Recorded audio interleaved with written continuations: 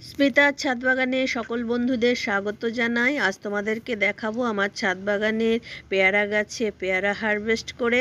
এই দেখো আমার একটি থাই পেয়ারা গাছ 1 বছর আগে লাগিয়েছিলাম, তার ভিডিও তোমাদের সামনে তুলে ধরেছি। এর আগে কিন্তু প্রথম একটি পেয়ারা আমি পেয়েছিলাম। আজ দেখো একসাথে তিনটি পেয়ারা আমি হারভেস্ট করে নিচ্ছি। এটা একটা থাই ভ্যারাইটির পেয়ারা। 12x12 ইঞ্চির গ্রো ব্যাগে আমি এটিকে প্রতিস্থাপন করেছি এবং এর বয়স কিন্তু মাত্র 1 বছরই হয়েছে। গাছের গ্রোথ খুবই সুন্দর, এখনও ছোট্ট ছোট্ট পেয়ারা গাছে রয়েছে এবং নতুন ফুল আসার অপেক্ষায় রয়েছি।